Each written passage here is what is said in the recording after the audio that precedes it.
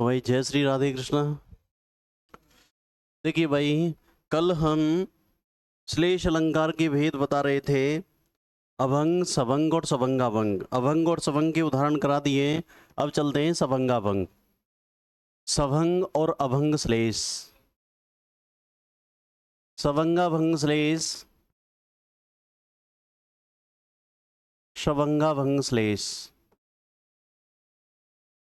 यानी सभंग श्लेष में हमने चेतो नलम कामयते मधियम लास्ट वाला कराया था शायद, है ना। तो सभंगाभंग श्लेष ये अलंकार। अब इसका मतलब क्या है, देखो इसको हम तोड़ेंगे तो सभंग धन अभंग। यानी सभंग का मतलब है पद का सभंग, विग्रह भी करें और अभंग ना भी करें। यानी विग्रह करें तो अर्थ निकल जाए और ना भी करें तो भी निकल जाए। तो यानी एक बार विग्रह करके या पद का विग्रह करके अर्थ निकाला जाए, एक बार बिना विग्रह करके निकाला जाए। दोनों ही कंडीशन से निकाला जाएगा तो वो सभंगाभंग श्लेष होगा। देखो इसको मैं तोड़ देता हूं। सभंग धन अभंग।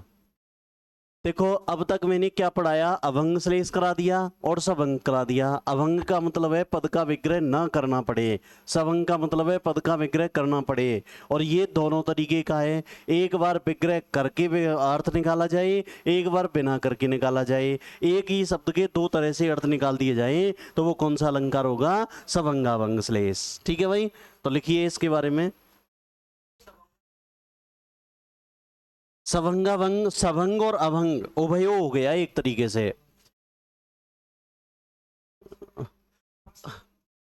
अच्छा, ये सभंग च अभंग च सभंगा भंग होगा फिर। ये तो केवल नाम दे रखा है, समास नहीं किया है। सभंग और अभंग केवल संधि कर दी है यहाँ पे, आ और आ मिलके पड़ा। हाँ। हम्म। जो बिल्कुल विपरीत होते हैं, है ना, विपरीत होते हैं उसमें आपका, यानी दोनों, हाँ दोनों ही पद, मतलब ये कि एक दूसरे के विरुद्ध हों तो उसके अंतर्गत जो कर्मधारय है ना वो कर्मधारय के अंतर्गत आ जाएंगे। विशेषण उभय पद कर्मधारय समास, दोनों ही विशेषण बन जाते हैं। लेकिन वो कत प्रत्यंत से बने हुए शब्द होते हैं, यहाँ नहीं आते वो कत से होते हैं। जैसे भुक्तम अभुक्तम, वो कत से बने हुए होते हैं। हाँ, पीता पीतम, वो यहाँ नहीं आएगा। चलो लिखें सभंगाभंग श्लेष। यमक करा दियो, श्लेष चल रहा है।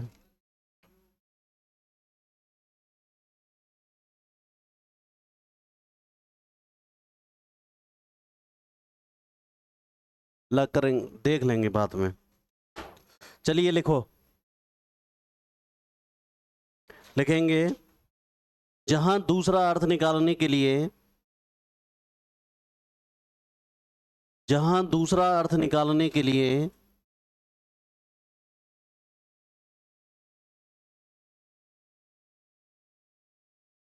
जहां दूसरा अर्थ निकालने के लिए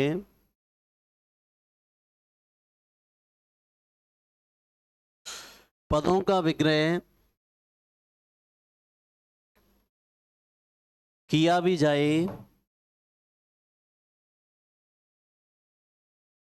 और ना भी किया जाए, पदों का विग्रह किया भी जाए या विग्रह न भी किया जाए, अर्थात एक बार उस शब्द को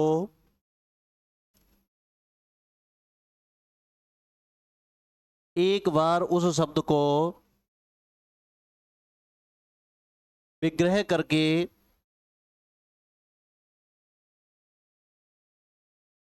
अर्थ किया जाए, एक बार उस शब्द को विग्रह करके अर्थ किया जाए,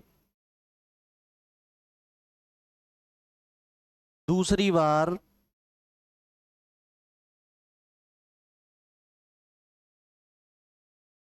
बिना विग्रह करके अर्थ निकाला जाए, तो वहां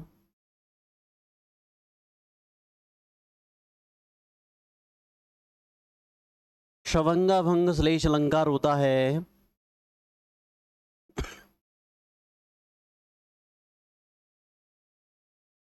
जैसे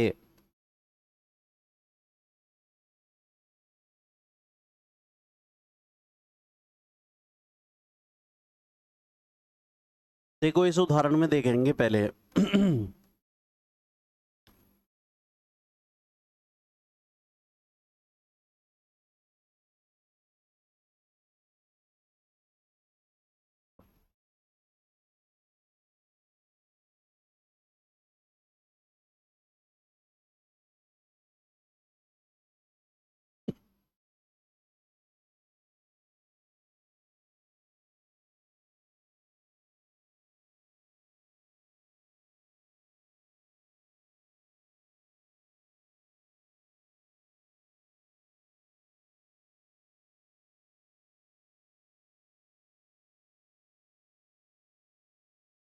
देखिए भाई, पृथुकार्ध स्वरपात्रम भूषितः निःशेष परिजनम देवः बिलसत्करेणु गहनम समम संप्रति समम आवयु सदनम। संप्रति और लिखेंगे यहाँ पे संप्रति समम आवयो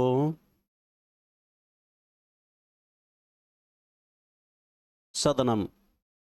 देखो बेटा, इधर देखें, इसको समझ लेते हैं पहले।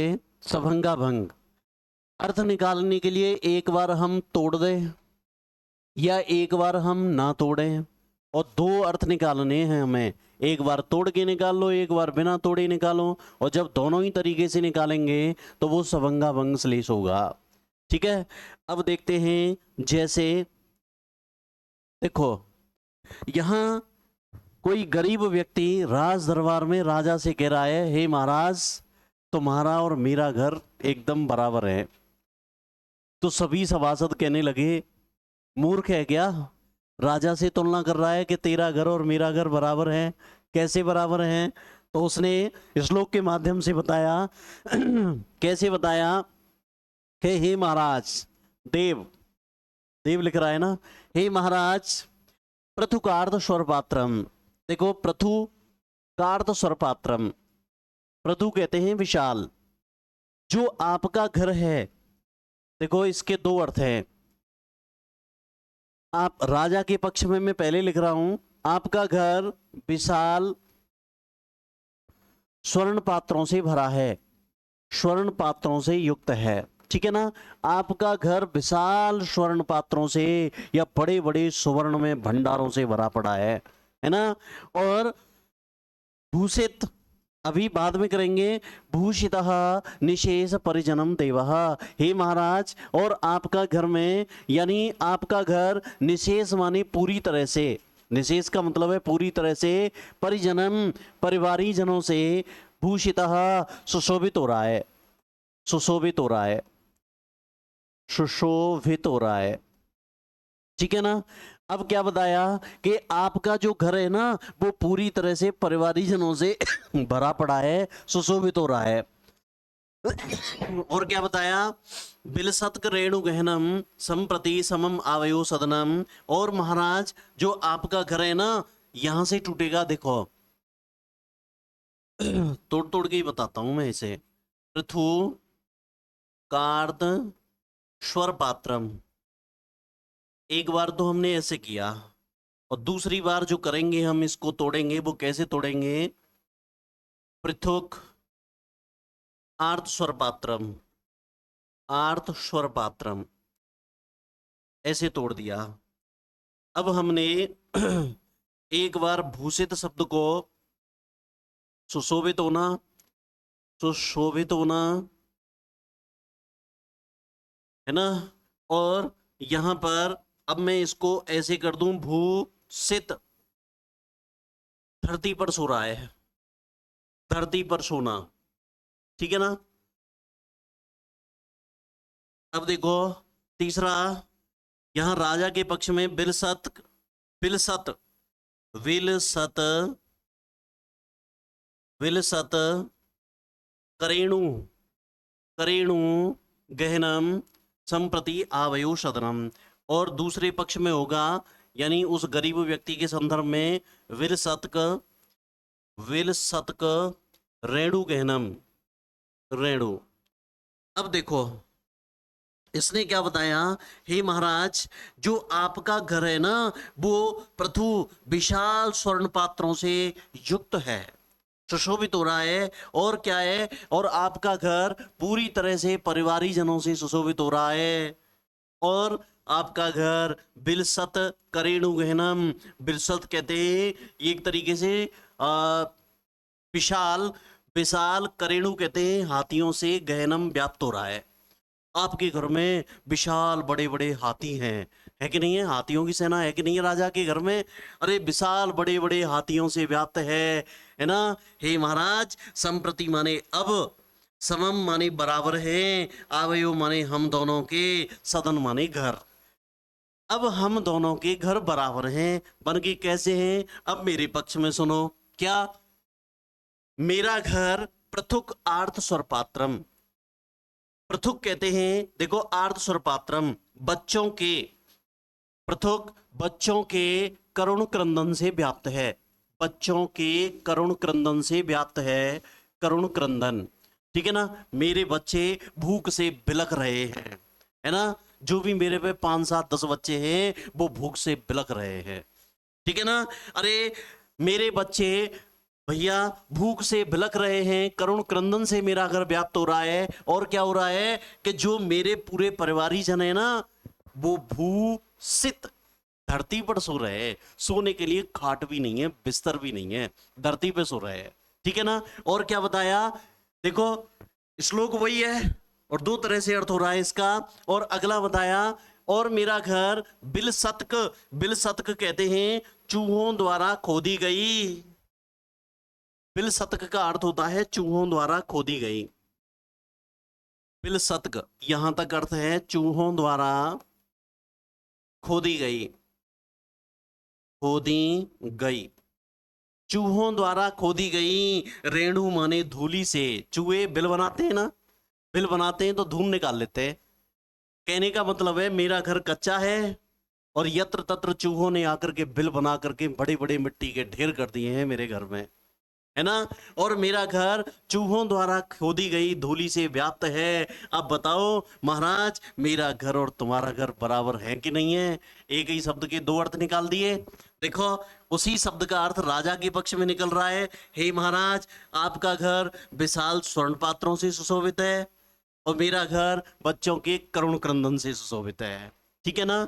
और आपके परिवारी जन, आपके परिवारी जनों से आपका घर पूरी तरह से सुशोभित हो रहा है, अच्छे अच्छे अलग अलग कक्ष बने हुए हैं, फलाने का कक्ष ठिकाने का कक्ष।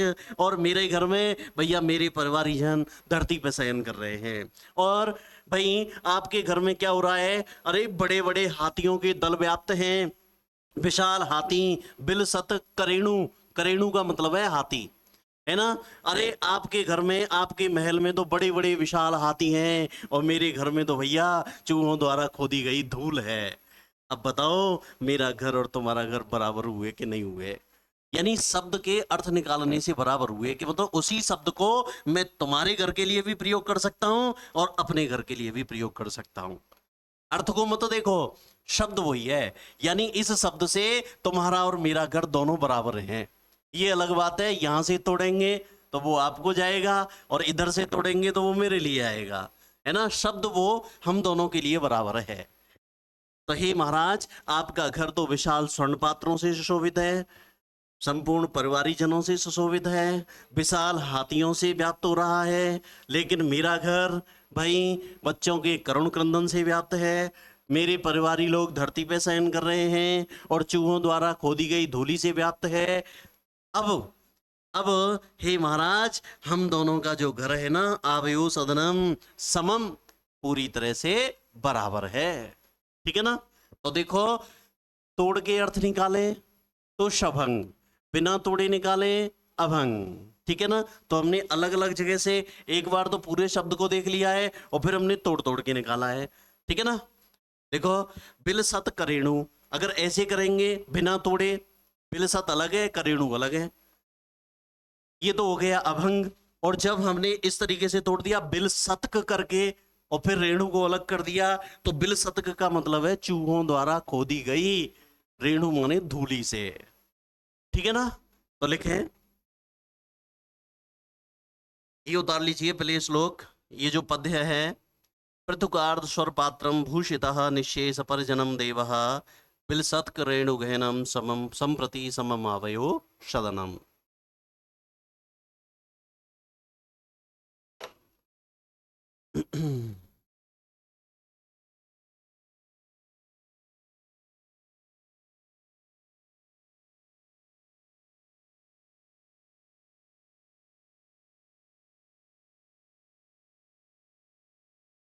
दिख रहा है?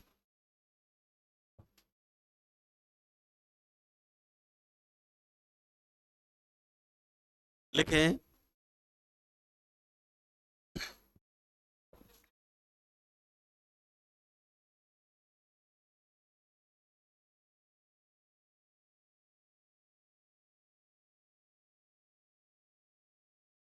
हे राजन जी,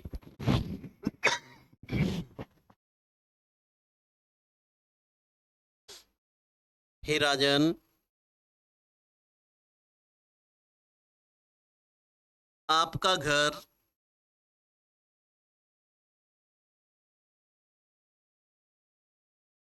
विशाल सुवर्णमय पात्रों से युक्त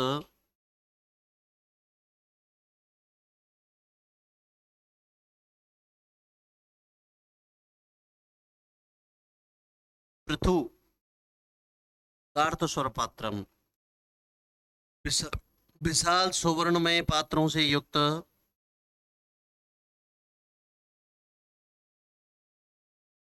कोमा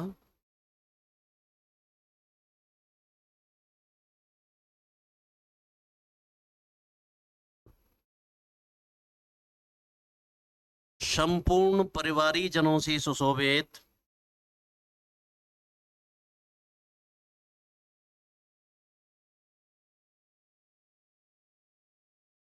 संपूर्ण परिवारी जनों से सुशोभित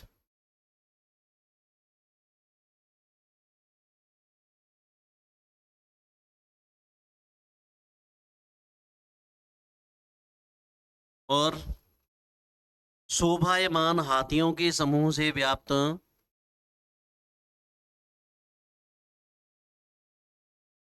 शोभायमान हाथियों के समूह से व्याप्त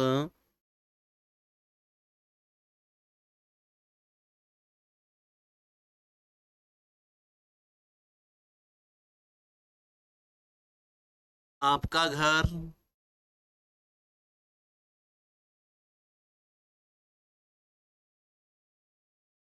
आपका घर कोष्टक में लिख दो महल, कोष्टक बंद,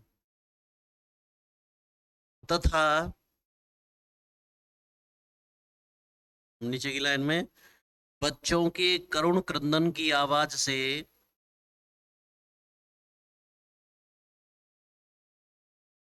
बच्चों के करुण क्रंदन की आवाज से व्याप्त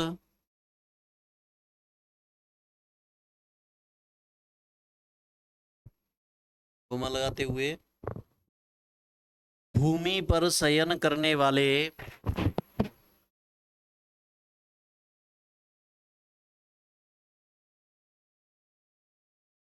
परिवारी जनों से व्याप्त भूमि पर शयन करने वाले परिवारी जनों से व्याप्त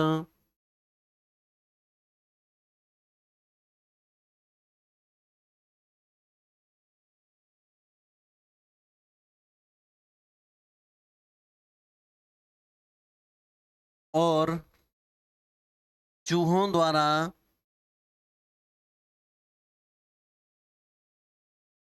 खोदे गए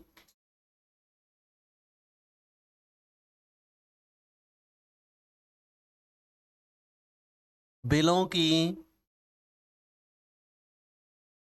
धूलि से व्याप्त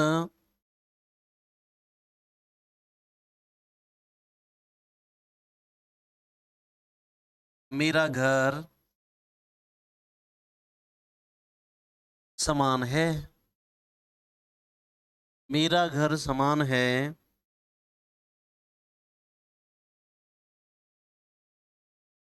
अर्थात हे राजन,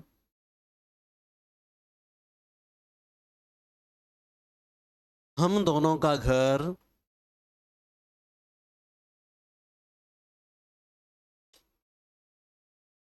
एक समान रूप से सुशोभित हो रहा है।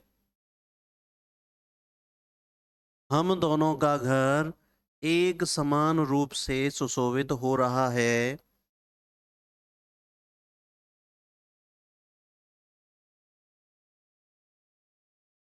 ठीक है भाई, श्लेष समाप्त हुआ। अब चलते हैं उपमा अलंकार। ये उभय अलंकार था। उपमा, उपमा अलंकार, उपमा। देखिए, इसको मैं तोड़ूं तो ये ऐसे टूटेगा, उपमा। उप माने समीप में आकर के, मां माने तोलना या तुलना करना, समीप में आकर के तुलना करना। ठीक है ना, समीप में बैठ करके तुलना करना उपमा होता है। अब उपमा का लक्षण क्या दिया आचार्य ने, तो देखो लक्षण लक्षण प्रस्फुटम सुंदरम साम्यम उपमेत्य अविधीयते। धीयते। देखिए, प्रस्फुटम सुंदरम साम्यम उपमा, इसको तोड़ूंगा तो उपमा इति अविधीयते। प्रस्फुटम सुंदरम साम्यम उपमेत्य विधीयते, उपमेत्य अविधीयते। देखिए क्या कहने लगा ये, प्रस्फुटम, प्रस्फुटम का मतलब है स्पष्ट, स्पष्ट और सुंदर। स्पष्ट एवं सुंदर, साम्यम माने समानता को, उपमा माने उपमा अलंकार के नाम से अविधीयते जाना जाता है। स्पष्ट एवं सुंदर समानता को ही उपमा अलंकार के नाम से जाना जाता है। यह है आचार्य दंडी ने दी है, दंडी ने काव्यादर्श में। आचार्य दंडी ने लक्षण दिया है, प्रस्फुटम सुंदरम साम्यम उपमेत्य विधीयते। स्पष्ट एवं सुंदर समानता को ही उपमा अलंकार के नाम से जाना जाता है। अब विश्वनाथ क्या कहने लगे, साम्यम, दूसरा लक्षण इसको भी बता देता हूं, साम्यम वाच्यम, वाच्यम अवैधर्म्यम,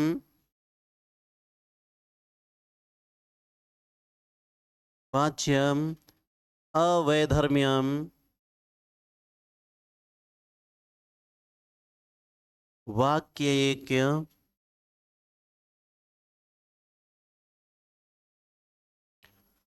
उपमाद्वयो, उपमाद्वयो। विश्वनाथ,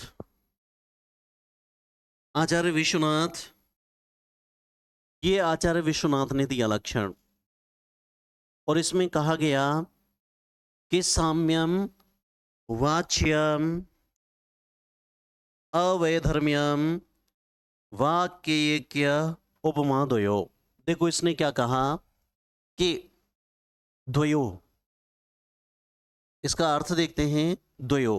अब दो कौन है, मैं और तुम तो है नहीं, यहां दो का मतलब है उपमेय और उपमान। पूछ सकता है यहां पे कि द्वयो शब्द का मतलब क्या है, उपमेय और उपमान। ठीक है ना, उपमेय और उपमान। ठीक है, इन दोनों में एक वाक्य उपमा, एक ही वाक्य की यानी समानता, एक ही वाक्य में तुलना की जा रही हो। जब उपमेय और उपमान की एक ही वाक्य में तुलना की जा रही हो, साम्यम समानता बतलाई जा रही हो, लेकिन अवैधर्म्यम वैधर्म की चर्चा नहीं हो रही हो। वैधर्म कहते हैं भिन्नता, के भाई इतने पक्ष में तो उपमेय और उपमान समान हैं, इतने पक्ष में उपमेय और उपमान अलग हैं। तो अलग की चर्चा नहीं हो, केवल और केवल किसकी चर्चा हो? समानता की। तो देखो, जब उपमेय और उपमान दोनों में एक ही वाक्य के अंतर्गत ऐसी समानता दी गई हो, लेकिन वहां पर अवैधर्म्यम वाच्यम यानी विधर्मता की कोई चर्चा नहीं की गई हो, तो उसे उपमा उपमा अलंकार के नाम से जाना जाता है। नहीं, ये आचार्य विश्वनाथ ने कही है। देखो, वो काव्यादर्श का दंडी का लक्षण है, प्रस्फुटम सुंदरम साम्यम उपमेत्य अविधीयते। यहां कहा गया कि स्पष्ट एवं सुंदर समानता को ही उपमा कहते हैं, और विश्वनाथ ने कहा कि जब उपमेय और उपमान की एक ही वाक्य में समानता दर्शाई गई हो, लेकिन अवैधर्म्यम आ लग रहा है ना, यहाँ पे माँ में आ लग रहा है, अवैधर्म्यम वाच्यम विधर्मता की कोई चर्चा नहीं की गई हो, तो उसे कौन सा अलंकार कहते हैं? उपमा। कोई बात नहीं है, सही कर लो। अब देखो यहां पुनः देख लो फिर, कि जब उपमेय और उपमान की एक ही वाक्य के अंतर्गत समानता दर्शाई गई हो, वैधर्म की कोई चर्चा नहीं की गई हो, तो उसे उपमा अलंकार के नाम से जाना जाता है। अब इतना जानने के बाद देखेंगे कि उपमा के कितने अंग होते हैं। उपमा के 4 अंग होते हैं। कितने अंग होते हैं? 4। अब वो 4 कौन कौन से होते हैं तो देखेंगे।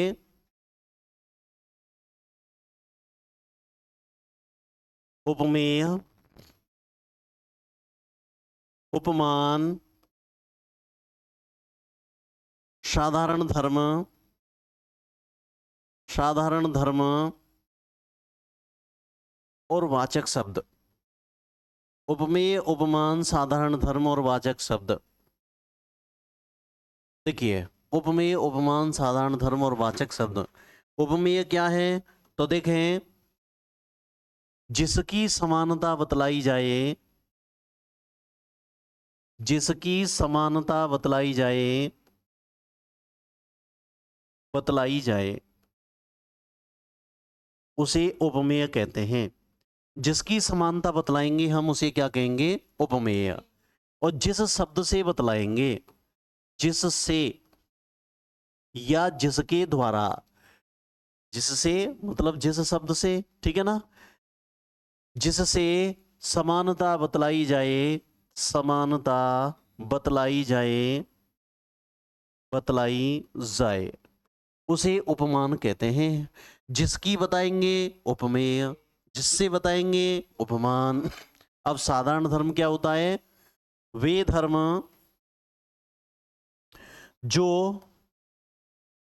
उपमेय एवं उपमान, उपमेय उपमान दोनों में पाए जाते हों, दोनों में पाए जाते हों या विद्यमान हों, दोनों में पाए जाते हों, उन्हें साधारण धर्म कहते हैं। और वाचक शब्द ये समानता सूचक शब्द होते हैं। समानता सूचक शब्द, समानता सूचक शब्द।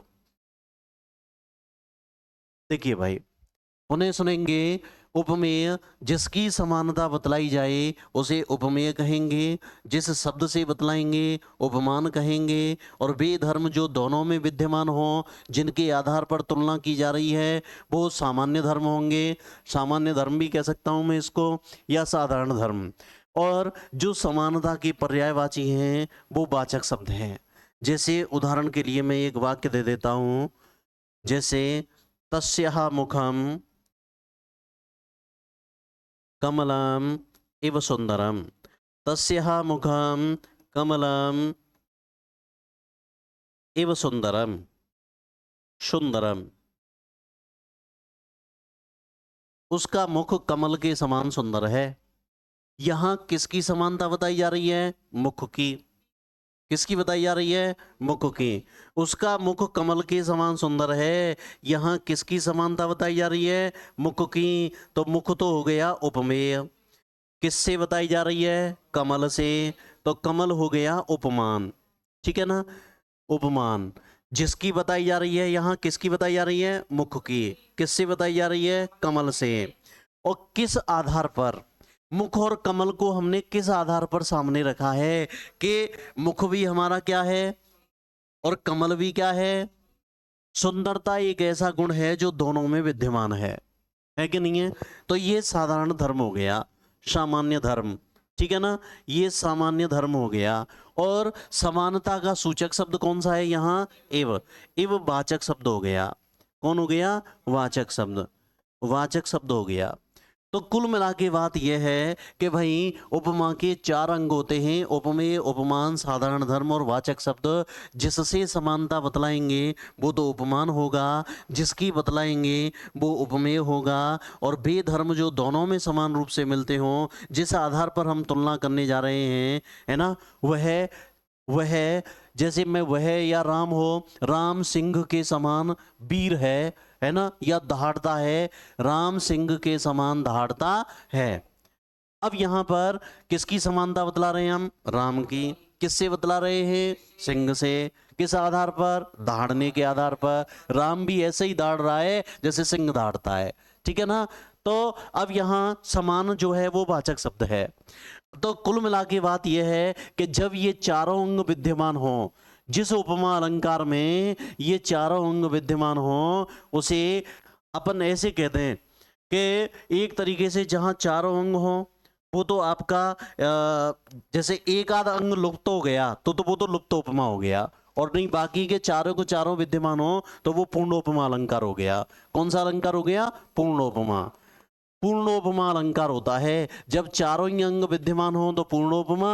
और एक आध अंग, कोई एक अंग लुप्त हो जाए, एक अंग लुप्त हो जाए, कोई सा एक चला जाए इनमें से, तो उसे लुप्तोपमा अलंकार कहते हैं। लुप्तोपमा अलंकार कहते हैं। ठीक है भाई? अब चलो, उपमा समीप में रख करके तुलना करना, ये इसका शाब्दिक अर्थ है। लक्षण दिया: प्रस्फुटम सुंदरम साम्यम उपमेत्य अवधीयते। स्पष्ट एवं सुंदर समानता को ही उपमा अलंकार कहते हैं। आचार्य, और दूसरे शब्दों में हम कहें तो आचार्य विश्वनाथ ने कहा, साम्यम वाच्यम अवैधर्म्यम वाक्य एक उपमादयो। जब उपमेय और उपमान में एक ही वाक्य के अंतर्गत ऐसी समानता जहां अवैधर्म्यम वाच्यम, विधर्मता का कोई कथन नहीं हो, कोई चर्चा ही नहीं हो, तो उसे उपमा अलंकार के नाम से जाना जाता है। और उपमा के 4 अंग होते हैं: उपमेय, उपमान, साधारण धर्म और वाचक शब्द। जिसकी समानता बतलाएंगे उपमेय, जिससे बताएंगे उपमान। वे धर्म जो दोनों में पाए जाए, सामान्य धर्म, और समानता के पर्यायवाची वाचक शब्द होंगे। ठीक है? लिखो। उपमा। अर्थालंकार शुरू हो गया है, यहां से हेडिंग डाल देना अर्थालंकार। शब्दालंकार और उभयालंकार खत्म।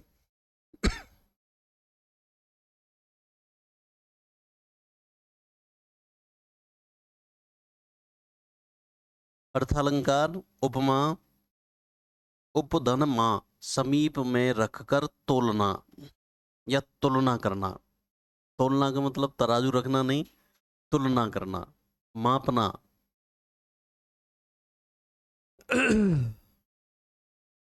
अब लिखेंगे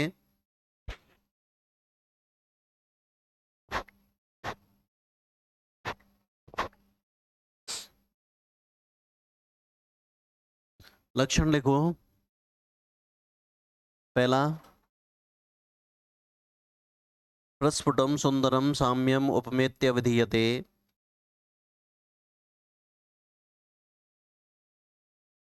स्पष्ट एवं सुंदर समानता को ही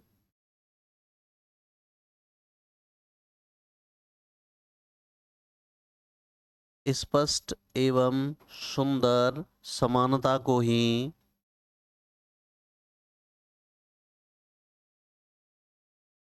उपमा अलंकार के नाम से जाना जाता है।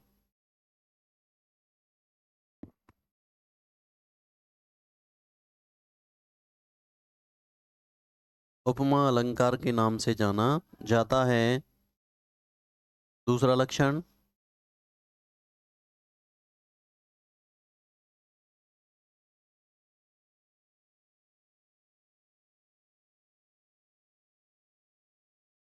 साम्यम वाच्यम अवैधर्म्यम वाक्य ऐक्य उपमादयो।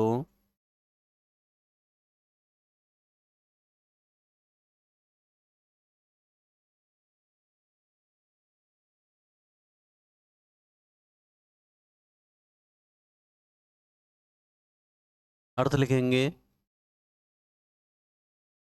उपमेय और उपमान दोनों में ऐसी समानता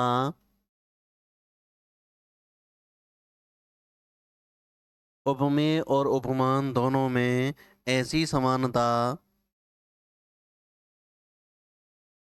जो स्पष्ट रूप से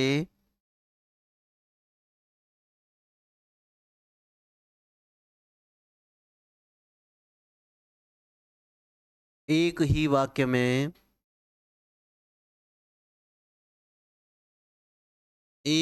वाक्य में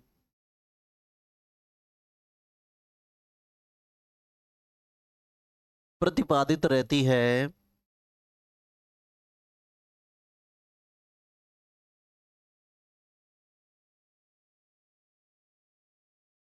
तथा जिसमें वैधर्म्य, पुस्तक में लिखेंगे भिन्नता, ऐसी समानता जो स्पष्ट रूप से एक ही वाक्य में प्रतिपादित रहती है तथा जिसमें वैधर्म्य यानी भिन्नता, पुस्तक बंद, की कोई चर्चा नहीं होती,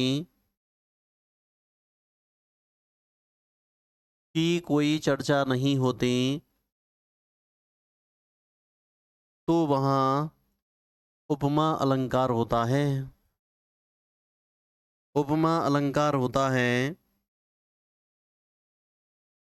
यानी उपमेय और उपमान में ऐसी समानता जो स्पष्ट रूप से एक ही वाक्य में दी गई हो, जहां पर वैधर्म की कोई चर्चा नहीं की गई हो, तो वहां कौन सा अलंकार होगा? उपमा। नीचे लिखो एक लाइन छोड़ के, उपमा के चार अंग होते हैं। उपमा के चार अंग होते हैं।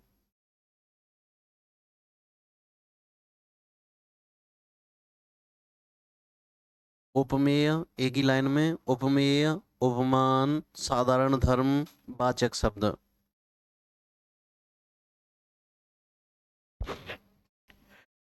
अब एक एक से लिखेंगे। लिखें उपमेय,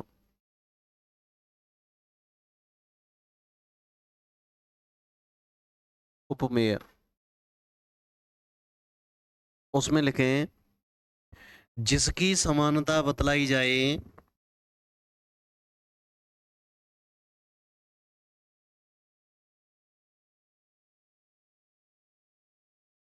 जिसकी समानता बतलाई जाए उसे उपमेय कहते हैं।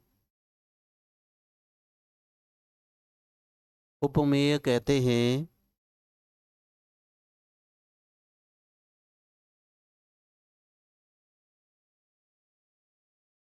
नीचे नोट डालें, उपमेय को ही वर्ण्य विषय, प्रस्तुत विषय, उपमेय को ही वर्ण्य विषय, प्रस्तुत विषय या विशेष्य के नाम से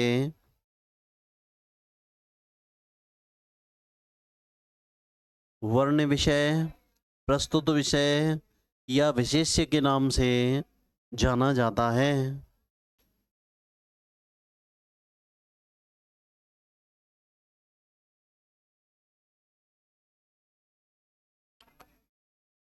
उपमान, नंबर 2, उपमान।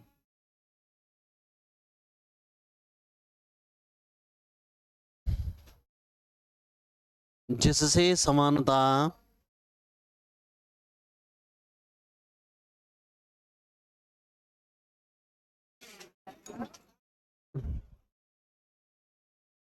जिससे समानता बतलाई जाए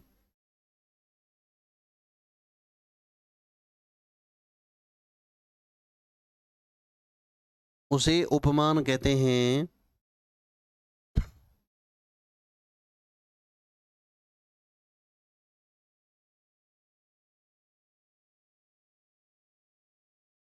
उसे उपमान कहते हैं। अब लिखो साधारण धर्म। ये अप्रस्तुत होता है, अप्रत्यक्ष होता है, अलौकिक होता है ना। चाहो तो नीचे लिख दो, यह अप्रस्तुत,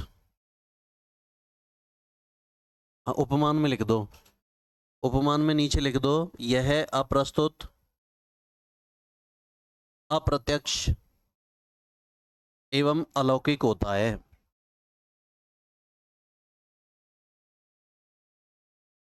एवं अलौकिक, अप्रस्तुत, अप्रत्यक्ष एवं अलौकिक होता है। उपमान सामने हमारे विद्यमान नहीं रहता। हम किसी की तुलना करने जा रहे हों तो हम ऐसा उपमान नहीं देते जो हमारी बगल में बैठा है। जैसे हम किसी से कहेंगे यार तुम्हारा मुख कमल के समान है, तो कमल है थोड़ी यहाँ पे, है ना, अप्रस्तुत होगा।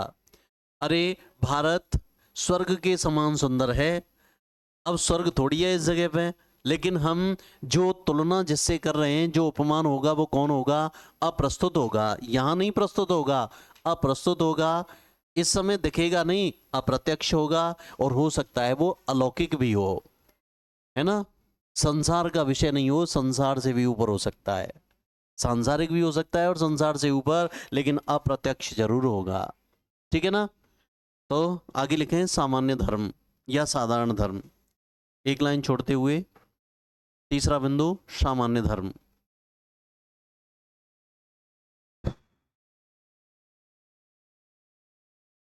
वह विशेषता जो उपमेय और उपमान दोनों में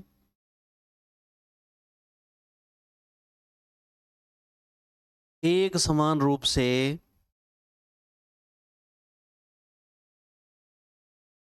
पाई जाती है,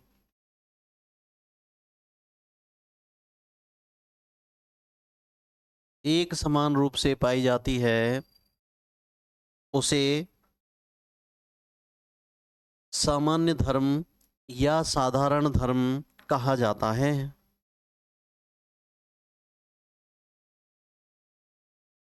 या साधारण धर्म कहा जाता है।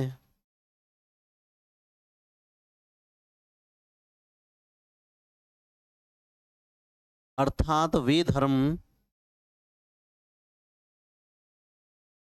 जिनके आधार पर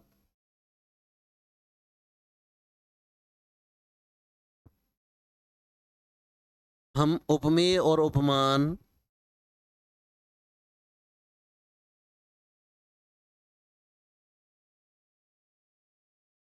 दोनों की तुलना करते हैं,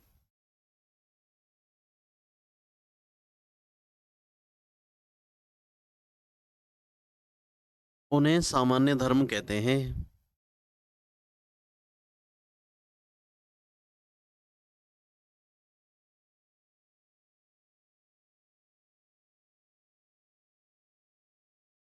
सामान्य धर्म कहते हैं। अब लिखो चौथा बिंदु, वाचक शब्द।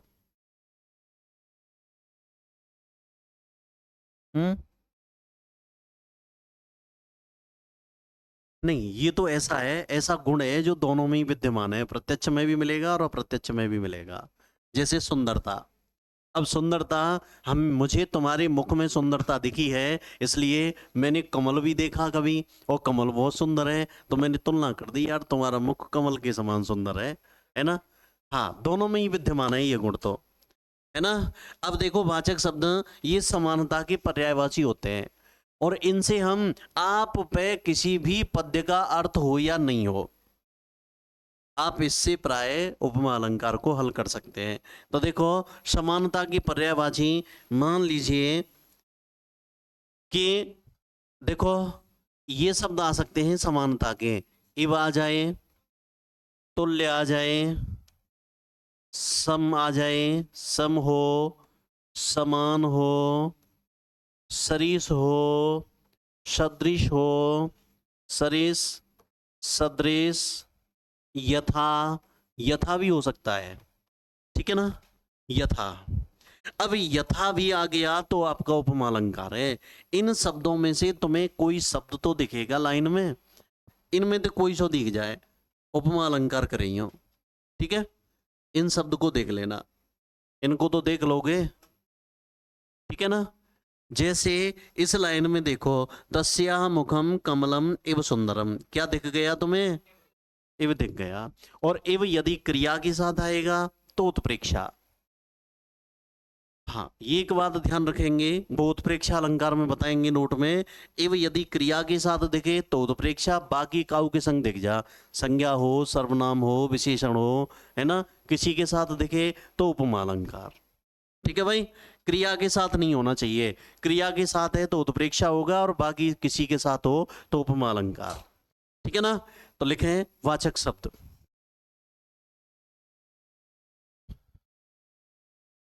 ये शब्द जो समानता के पर्यायवाची हैं, वे शब्द जो समानता के पर्यायवाची हैं,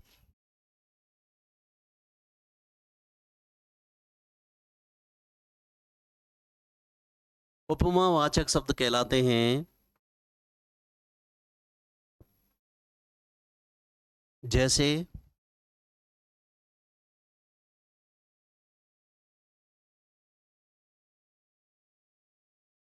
लिख लो इनको, इव, तुल्य, सम, समान, सरेस, सदृश, यथा।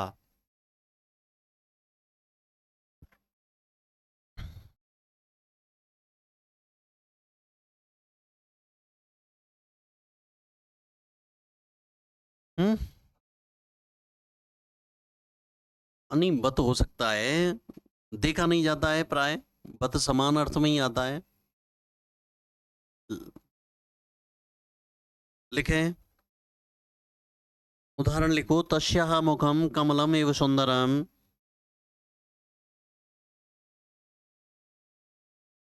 निश्चय करके लिख देंगे, उसका मुख कमल के समान सुंदर है। यहाँ किसकी समानता बताई जा रही है, मुख की। उपमेय किससे बताई जा रही है, कमल से। उपमान किस आधार पे, सुंदरता के आधार पे, सामान्य धर्म। और इव क्या हो गया, वाचक शब्द। लिख दीजिए।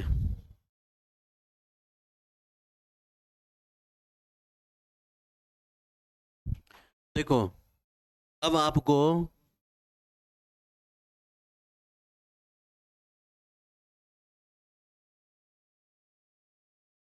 दूसरा उदाहरण देते हैं, चले।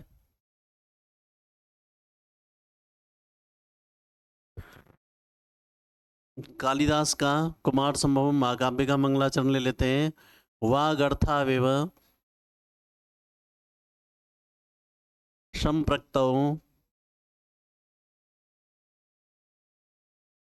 वागर्थ प्रतिपत्तये प्रतिपत्तये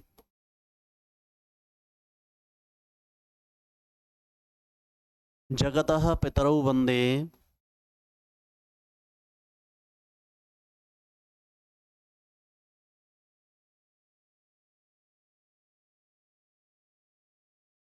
पार्वती परमेश्वरौ।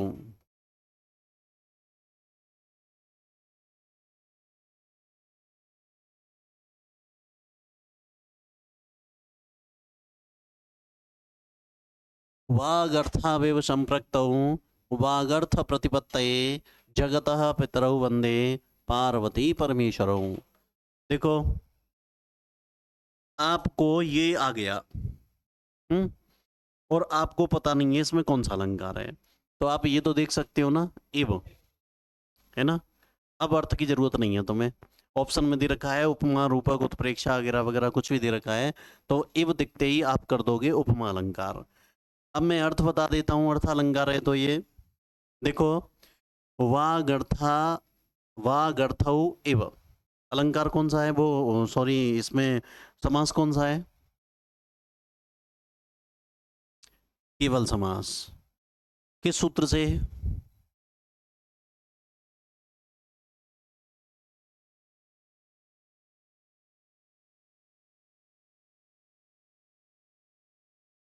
कल परसों पढ़ाए रोटी रामो।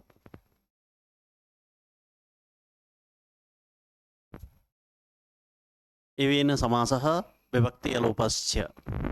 इव के साथ समास हो जाता है, लेकिन समास बनाते समय विभक्ति का भी लोप नहीं करते। ठीक है ना? भागर्थौ इव केवल समास है।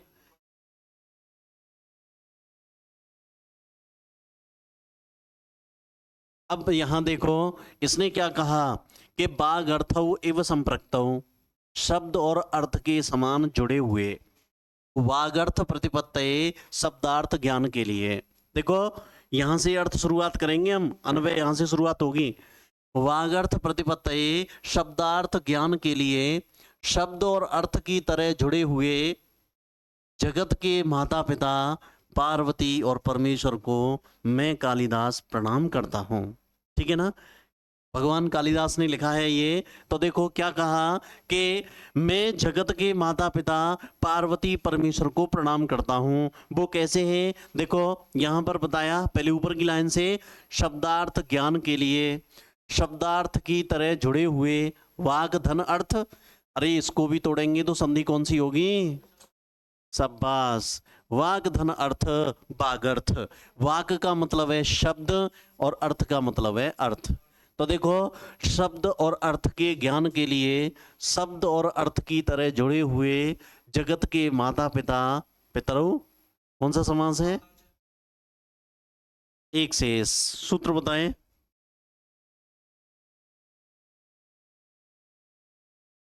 सूत्र बताएं एक से द्वंद का।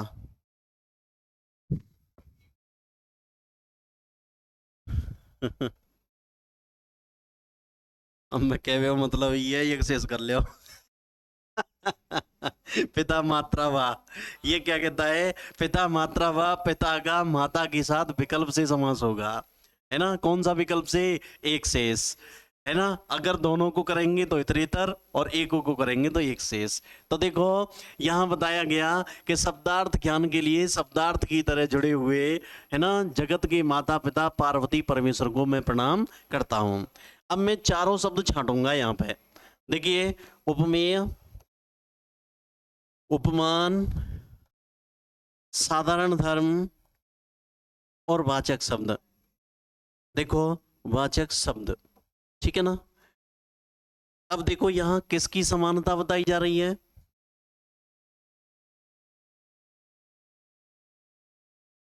मैं दोबारा हिंदी अर्थ बताता हूं कि शब्दार्थ ज्ञान के लिए, शब्दार्थ की तरह जुड़े हुए जगत के माता पिता पार्वती परमेश्वर की मैं कालिदास वंदना करता हूं, है ना? तो यानी मैं कालिदास पार्वती परमेश्वर की वंदना करता हूं जो शब्दार्थ की तरह जुड़े हुए हैं।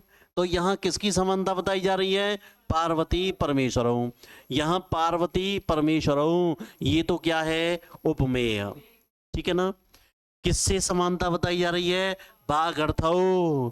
किससे बताई जा रही है? वाग अर्थौ। क्यों शब्द और अर्थ से बताई जा रही है?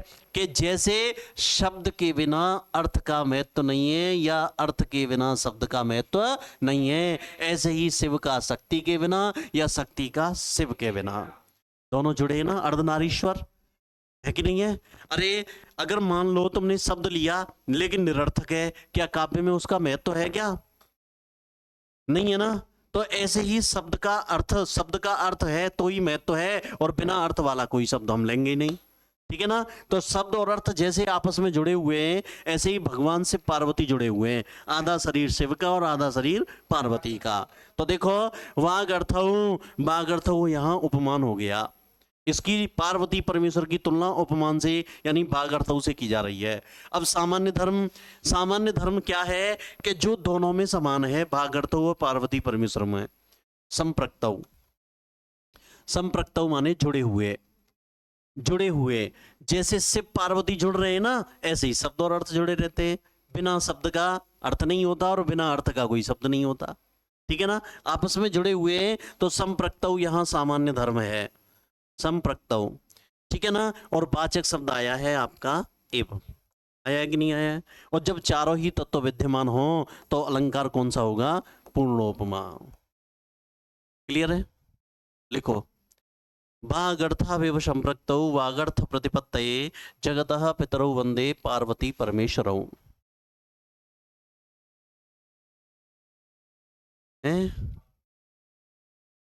पार्वती, हाँ,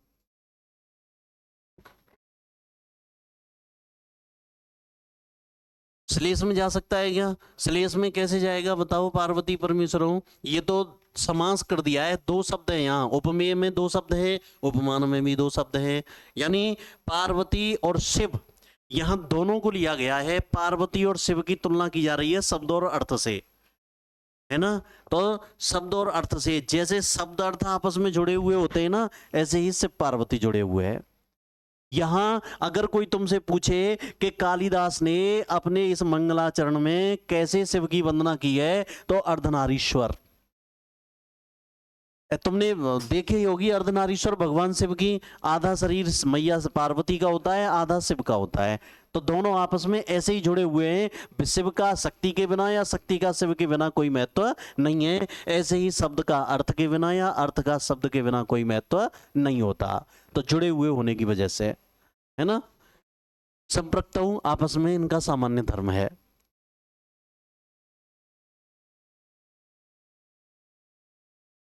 हाँ, वह ठीक है, लिखे, छोरे कहूं तो कहूं खींच ले जाए हाल, लिखिए, शब्दार्थ ज्ञान के लिए,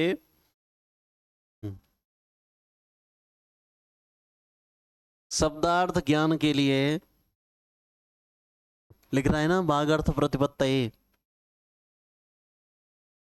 शब्दार्थ ज्ञान के लिए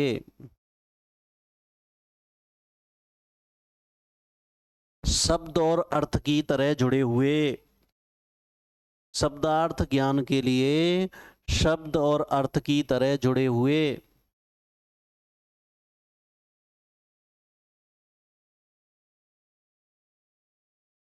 जगत के माता पिता,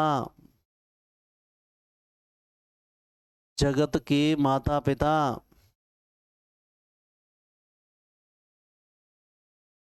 पार्वती और परमेश्वर की,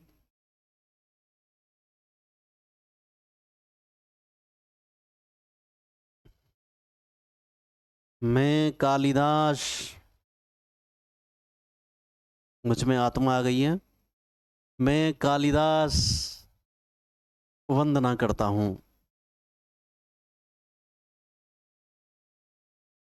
मैं कालिदास वंदना करता हूं, इनको लिख दो अब, उपमेय उपमान सामान्य धर्म और वाचक शब्द, वंदना करता हूं।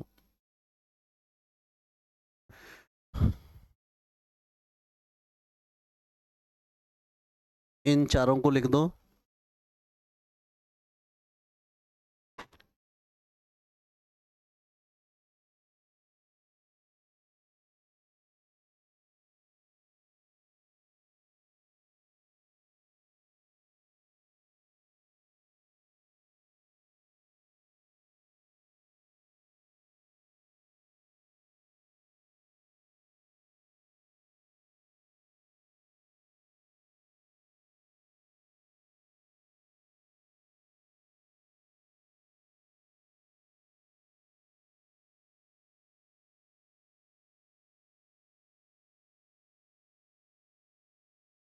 अब नीचे लिखे हैं नोट डाल के, जिस उपमा अलंकार में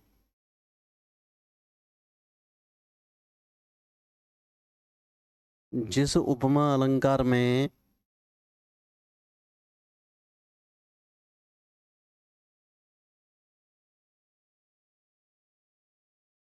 ये चारों ये चारों भाग जो उपमा के भाग है ना, जिस उपमा अलंकार में उपमा के ये चारों भाग पाए जाते हैं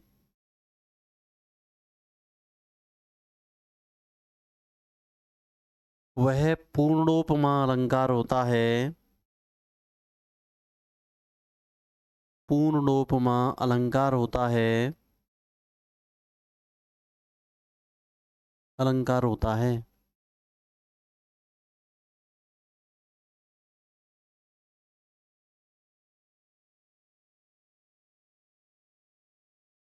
तथा जहां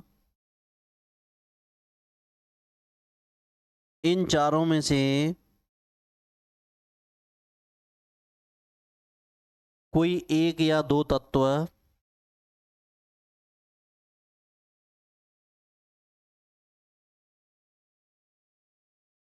कोई एक या दो तत्व कम हो जाएं तो वहां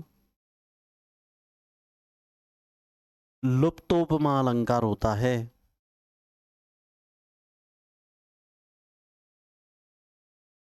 लुप्तोपमा अलंकार होता है।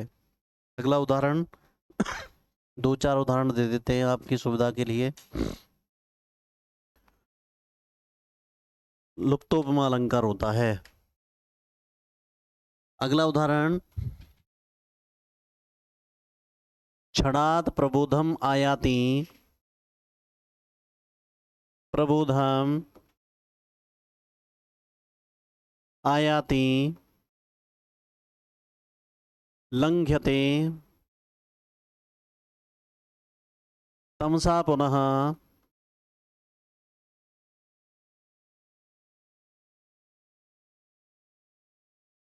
निर्वास्यतः प्रदीपस्य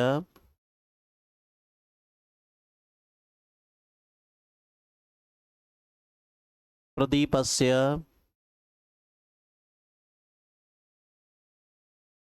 शिखेव जरतो मति।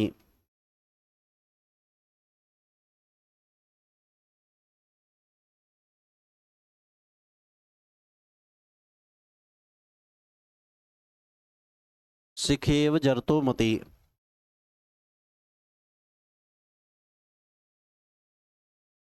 लिखिए इसको। क्षणात् प्रबोधम आयाति लंघ्यते तमसा पुनः निर्वास्यतः प्रदीपस्य शिखेव जरतो मति।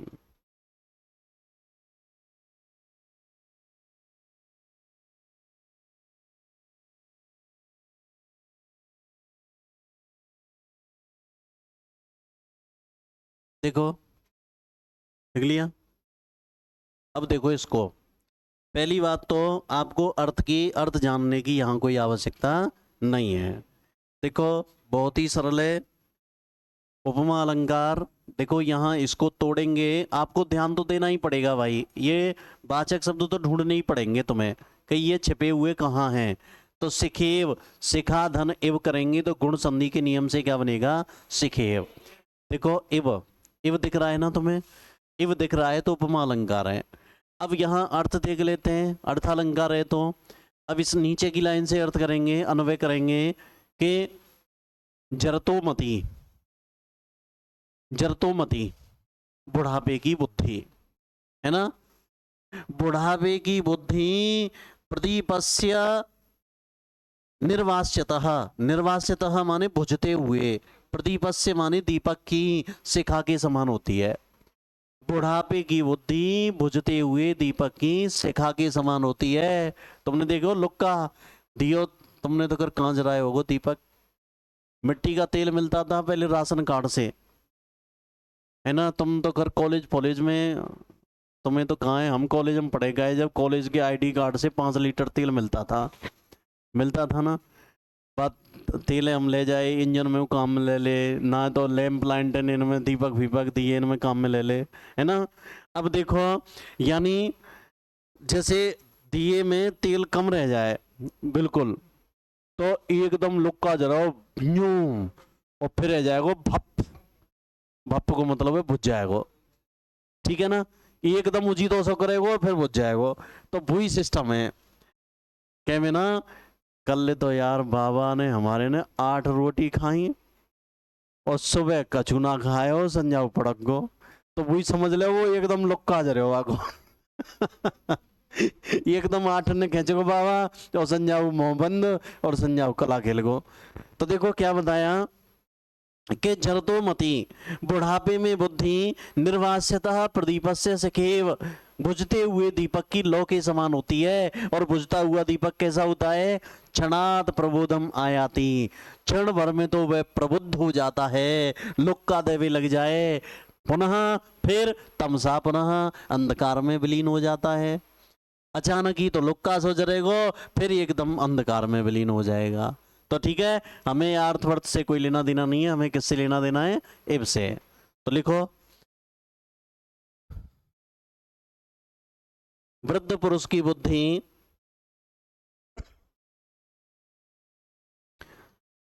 बुझते हुए दीपक की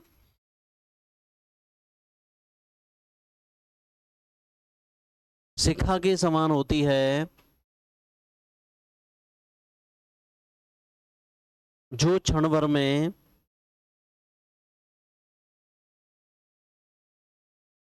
दीपक की शिखा के समान होती है, जो क्षण भर में प्रबुद्ध हो जाती है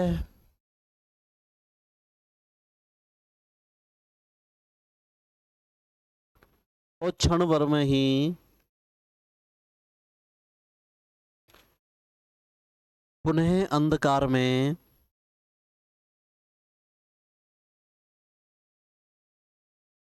विलीन हो जाती है।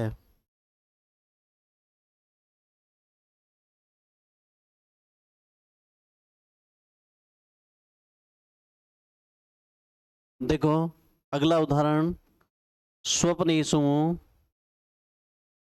समरेषु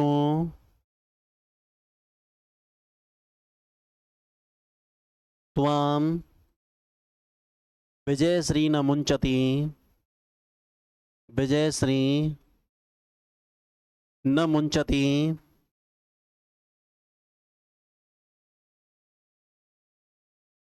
न मुंचति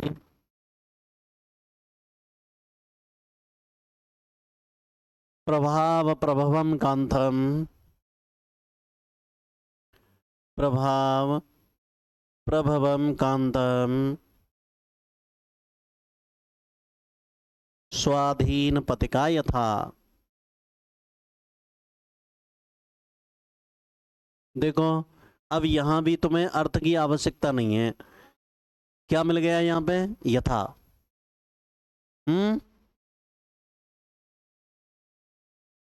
दोबारा बोलिए। अच्छा वैसे निकालोगे तो इसमें देखो जरतोमति, यहां बुढ़ापे की बुद्धि की तुलना की जा रही है। जरतोमति तो उपमेय है, किससे की जा रही है? बुझते हुए दीपक से। किस आधार पर की जा रही है? देखो वो क्षणाद प्रबोधम आयाति है ना, लंघते तमसा पुनः। यहां पर जो बताया जा रहा है ना, देखो बुझते हुए दीपक की शिखा के समान, तो इव तो हो गया वाचक शब्द, और यहाँ सामान्य धर्म थोड़ा सा विलुप्त हो रहा है, वो पूरी लाइन को बता रहा है। ये सामान्य धर्म पूरी ऊपर की लाइन को ले सकते हो आप, कि क्षण भर में प्रबुद्ध होना और क्षण भर में बुझ जाना, ऐसा काम होता है। तो ये हो गया ऊपर की लाइन आपका सामान्य धर्म हो गया, ठीक है ना। तो ऐसे ही यहां पे इस लाइन में देखो आपको वाचक शब्द कौन दिख रहा है? यथा। स्वप्नेषु समरेषु त्वाम विजयश्री न मुंचति, प्रभाव प्रभवम कांतम स्वाधीन पतिका यथा। यथा दिख गया ना, कौन सा अलंकार है? उपमा है कि नहीं है? उपमा अलंकार है। अब यहां अर्थ देखो कि स्वप्नेषु समरेषु त्वाम विजयश्री न मुंचति। हे महाराज, राजा की बड़ाई में कहा गया है, हे महाराज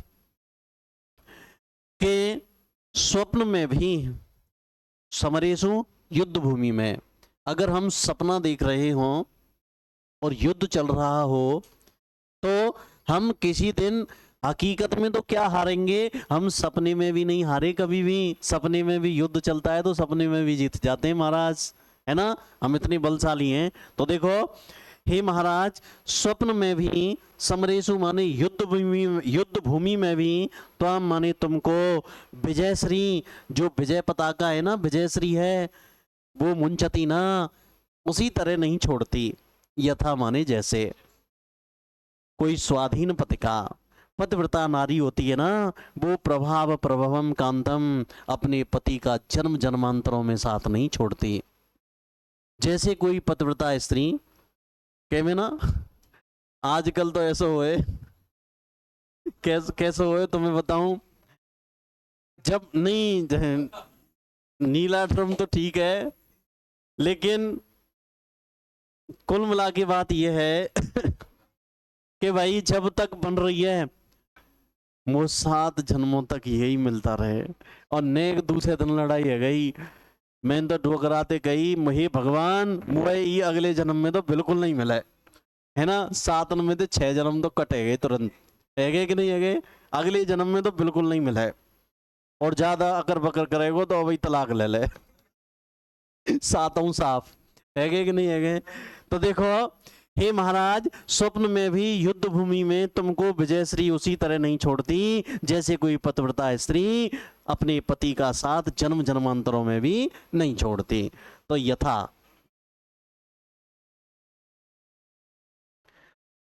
चलिए लिखें,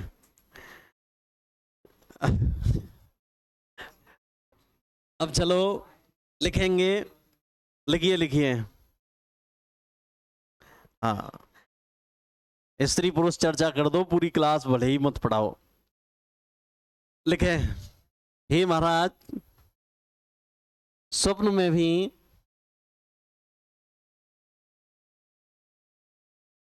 युद्ध क्षेत्र में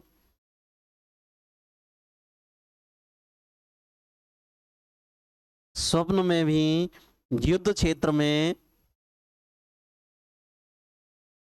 तुमको विजयश्री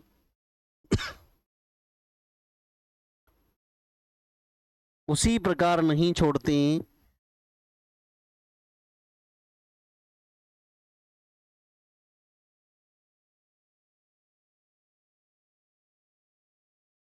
जैसे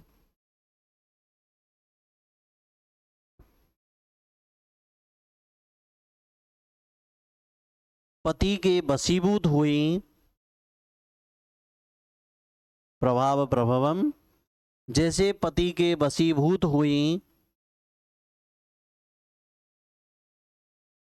पतिव्रता स्त्री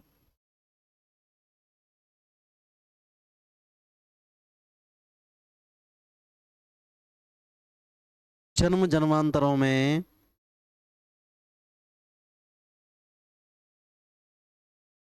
उसका साथ नहीं छोड़ती।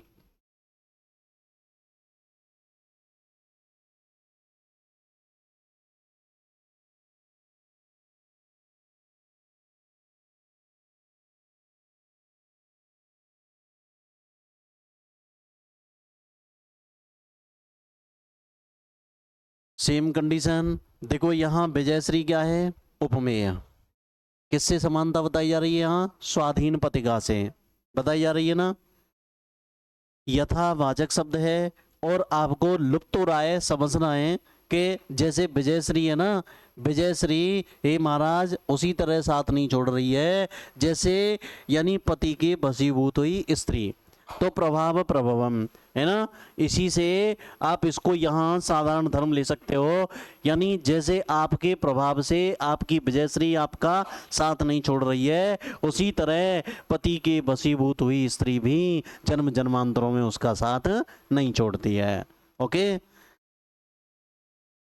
है? नहीं, वाचक शब्द तो ये हो रहा है इसमें यथा, देखो हाँ, प्रभाव प्रभवम कांतम न मुंचती, एक ही प्रभाव प्रभवम न मुंचती, ये आपका पूरा का पूरा वाचक शब्द बनेगा, यानी वशीभूत हुई, जैसे विजयश्री आपके उसी तरह वशीभूत हो रही है जैसे स्वाधीन पतिका होती है ना, कांत के वशीभूत हो जाती है, अब वो साथ नहीं छोड़ रही है। न मुंचती, प्रभाव प्रभवम न मुंचती, यहां तक आपका सामान्य धर्म आ जाएगा। अब चलते हैं आगे। न मुंचती हो जाएगा समझने वालों के लिए, लेकिन साथ में अगर इसको रखोगी तो और ज्यादा बढ़िया है। केवल न मुंचती भी सामान्य धर्म हो जाएगा। अब आगे चलते हैं, अगला उदाहरण और ले लो, एक उदाहरण और ले लेता हूं। हरस्तु किंचित परिलुप्त धैर्य, हरस्तु किंचित परिलुप्त धैर्य,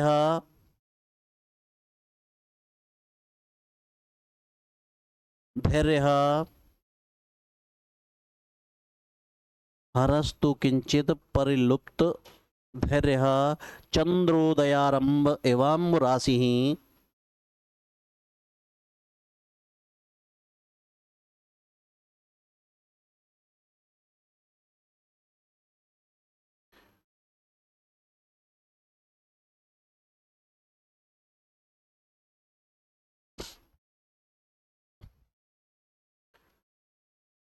उमा मुखे बिंब फलाधरोष्टे,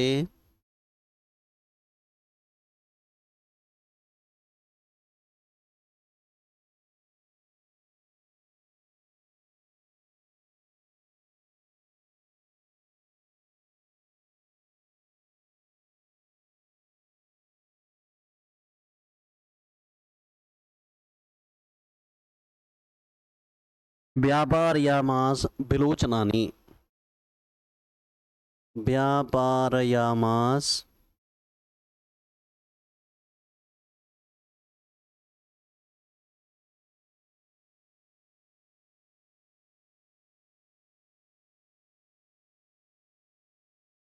विलोचनानि।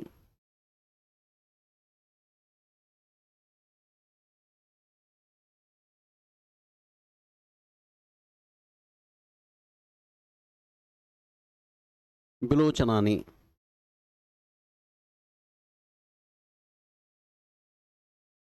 देखिए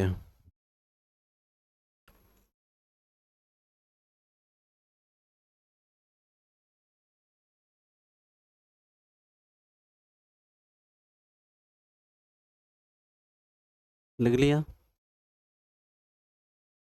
हरस्तु किंचित परिलुप्त धैर्य, चंद्रोदयारंभ एवं राशि, उमा मुखे बिंब फलाधरोष्टे, व्यापारयामास विलोचनानि। देखो चंद्रोदयारंभ, चंद्रोदय के प्रारंभ में चंद्रमा उदय होता है, और तुमने पढ़ा होगा जीके में कि मतलब चंद्रोदय से ही ये आपके ज्वार भाटे आते हैं, चंद्रमा से ही तो आते हैं। तो चंद्रोदयारंभ, चंद्रोदय के प्रारंभ में, अम्बु राशि ही, अम्बु राशि कहते हैं, अम्बु माने जल, राशि माने भंडार, जल का भंडार कौन होता है? समुद्र। चंद्रोदय के प्रारंभ में समुद्र के समान परिलुप्त धैर्य, धैर्य खो चुके, किंचित माने कुछ कुछ, कुछ कुछ धैर्य खो चुके। समुद्र धैर्य खो देता है तभी तो उसमें ज्वार भाटे आते हैं, ऊपर नीचे होता है, धैर्यहीन हो गया समुद्र। तो देखो चंद्रोदय के प्रारंभ में समुद्र के समान, अलंकार तो समझ में आ ही गया तुम्हारे, अब आ गया यहाँ पे। तो चंद्रोदय के प्रारंभ में समुद्र के समान कुछ कुछ धैर्य खो चुके भगवान शिव ने, हर, हर का मतलब है महादेव, है ना। अरे भगवान शिव ने उमा मुखे, उमा के मुख पर, बिंब फल अधरोष्टे, बिंब फल के समान अधरोष्ट वाली उस उमा के मुख पर अपने विलोचनानी नेत्रों को व्यापारयामास चलाया, है ना। तो देखो क्या बताया, पुनः देखें कि भगवान शिव कैसे शिव हैं? चंद्रोदय के प्रारंभ में धैर्य विहीन, कुछ कुछ धैर्य खो चुके समुद्र के समान भगवान शिव ने बिंब फल के अधरोष्ट के समान, बिंब फल कहते हैं दाढ़ी में, अनार के दो, अनार के फल के समान अधरोष्ट वाली उस उमा के मुख पर अपने नेत्रों को चलाया। तो देखो इव, बस इसको देख लो, इव लिखे हैं कैसे?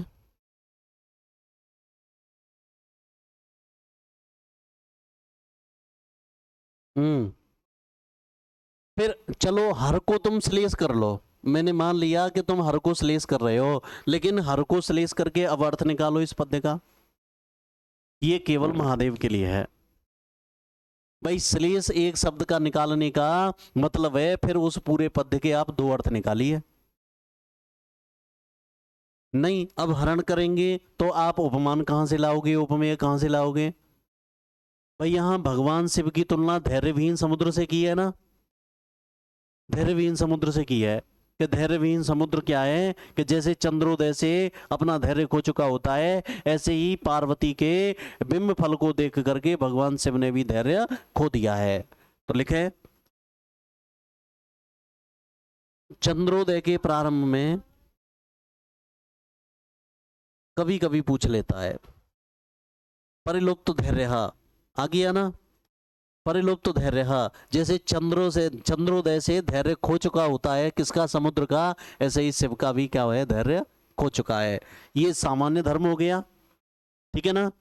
और हर उपमेय हो गया, इसकी तुलना किससे की जा रही है, अंबुराशि से। और इव क्या हो गया, सामान्य, वो आपका वाचक, वो हो गया वाचक शब्द, इव वाचक शब्द हो गया।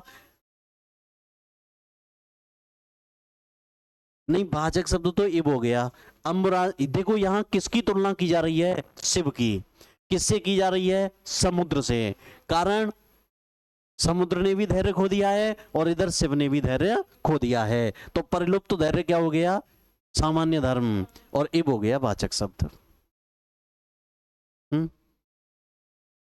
तो उपस्थित कहां है, समुद्र उपस्थित थोड़ी है वहां शिव पार्वती के पास, शिव पार्वती के पास उपस्थित थोड़ी है, वो अप्रस्तुत है। जैसे समुद्र धैर्य खो चुका है, ऐसे ही शिव ने भी धैर्य खो दिया है ना। ये है, लिखिए चंद्रोदय के प्रारंभ में धैर्य विहीन समुद्र के समान, धैर्य विहीन, ये दोनों में सामान्य धर्म है। समुद्र के समान कुछ कुछ धैर्य खो चुके, धैर्य विहीन समुद्र के समान कुछ कुछ धैर्य खो चुके चंद्रोदय के प्रारंभ में धैर्य विहीन समुद्र के समान कुछ कुछ धैर्य खो चुके, किंचित लिख रहा है ना, किंचित, कुछ कुछ धैर्य खो चुके भगवान शिव जी ने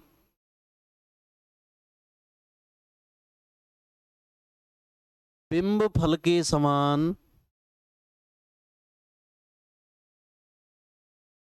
अधरोष्ट वाली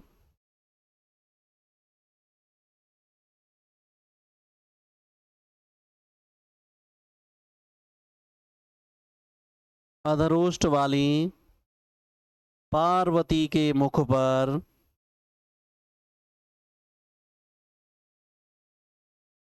नेत्रों को चलाया,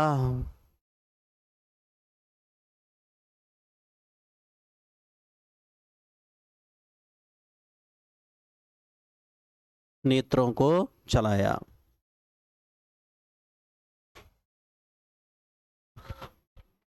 है निचला होठ, अधर माने निचला होता है, ओष्ठ माने ओष्ठ होता है। अब देखें एक आध और ले लो, हंसीव कृष्ण, हंसीव कृष्ण ते कीर्ति, ते कीर्ति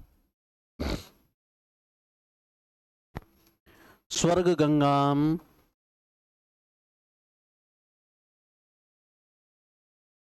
अवगाहते। लो भाई, हंसीव कृष्ण ते कीर्ति स्वर्ग गंगाम अवगाहते।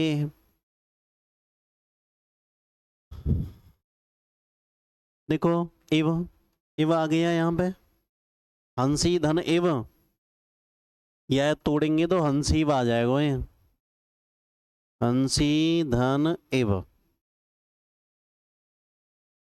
है इस जगह पे। हाँ हंसी एव जीमू तस्सेव, कुछ भी कर सकते हो, एव के संग हो रहा है तो वहां कर देंगे।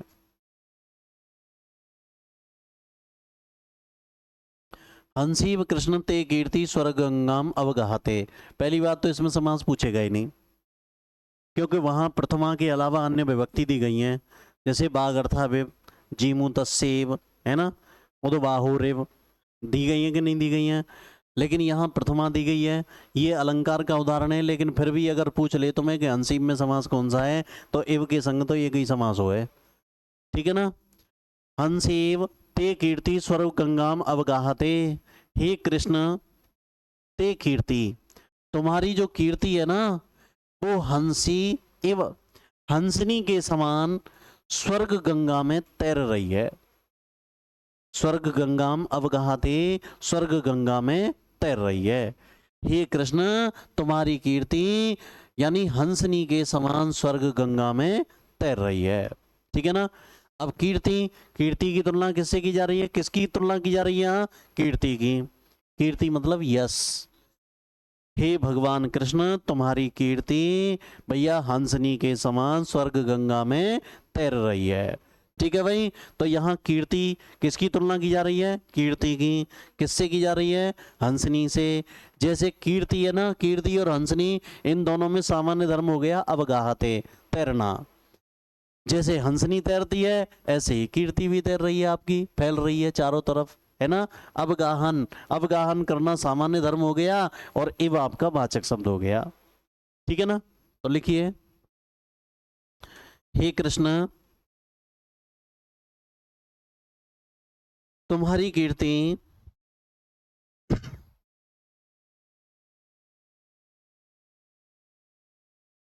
हंसनी के समान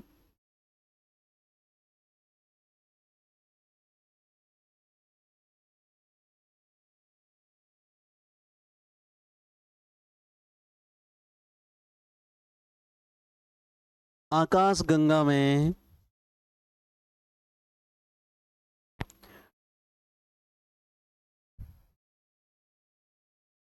आकाश गंगा में अवगाहन कर रही है,